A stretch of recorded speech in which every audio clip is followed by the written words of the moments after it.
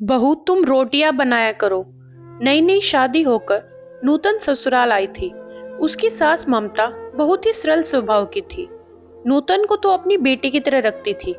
एक ही बेटा था ममता जी का और कोई बहू अब आने वाली नहीं थी।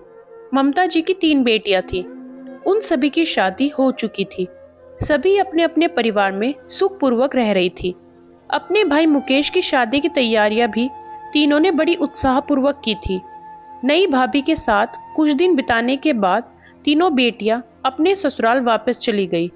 ममता जी ने नूतन को 1.25 महीने किचन का कोई काम करने नहीं दिया। कहती थी बाद में तो तुम्हें ही करना है। 1.25 महीने बीत गए। पहली बार जब नूतन ने खाना बनाया, ममता जी ने भी नूतन की खाना बनाने में मदद की। खाना टेबल पर निकाल दिया गया था। पहली बार नूतन के हाथ का खाना खाकर ससुर जी रमेश जी ने 500 रुपए निकालकर नूतन के हाथ में दिए। कहा, पहली बार तुमने खाना बनाया है, यह नेक रख लो। नूतन किचन में रोज खाना बनाने लगी, पर ना जाने क्यों आजकल रमेश जी खाना खाते खाते उठ जाया करते थे। कभी कभी तो कह देते कि आज मन नहीं है, मुझे मट्ठा और रोटी दे दो। लगभग 1 हफ्ता बीत गया। ममता जी ने पूछा, क्या बात है, आजकल आप ठीक से खाना नहीं खाते? उन्होंने कोई जवाब नहीं दिया। फिर ममता जी ने पूछा, तबीयत ठीक नहीं है तो डॉक्टर को दिखा देते हैं। तब रमेश जी बोले, मैं कहना तो नहीं चाहता था, पता नहीं तुम मेरे बारे में क्या सोचोगे। मुझे तुम्हारे हाथ के खाने की आदत पड़ चुकी है। बहू के हाथ की बनी सब्जी मुझे पसंद नहीं आती, पर उसको यह बात मत बताना, उसे बुरा लग जाएगा। ममता जी थोड़ी मुस्कुराई, फिर बोली, शायद मेरे भाग्य में आराम का सुख नहीं। आपकी भी कोई गलती नहीं। आप 30 सालों से मेरे ही हाथ का बना खाना खा रहे हैं, वही स्वाद आपकी जुबान पर चढ़ा है। रमेश जी ने भी हंसते हुए कहा, तुम्ही ने मुझे चटोरा बना दिया है। हाँ, तुम जिस तरह सब्जी बनाती हो, नूतन को भी उसी तरह बनाना सिखा दो। ममता जी ने हामी भर दी। अगले दिन किचन में ममता जी ने भिंडी धोकर काट ली थी और जब नूतन किचन में आई तब उसे अपने पास बुलाकर कहा, देखो नूतन, हमारे यहाँ सब्जी बनाने का अलग तरीका है। आज मैं तुम्हें अपना तरीका सिखाती हूँ। नूतन भी खुशी से सीखने को तैयार हो गई।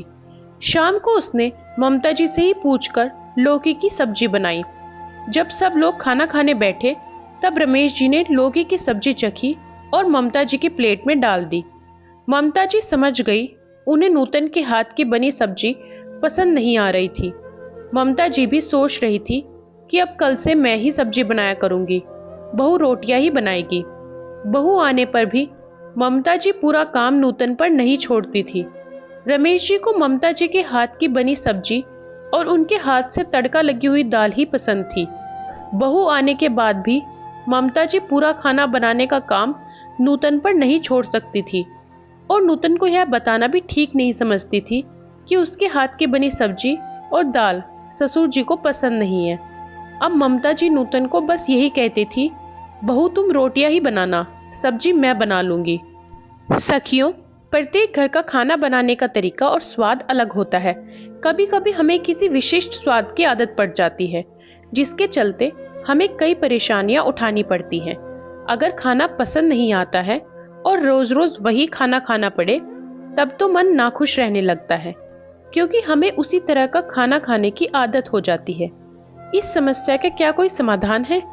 शायद मन पर नियंत्रण जरूरी है, पर स्वाद के मामले में कोई समझौता अच्छा नहीं लगता। आशा करती हूँ ये कहानी आपको पसंद आई होगी। कहानी के बारे में आपके क्या विचार हैं, कमेंट बॉक्स में जरूर बताएं।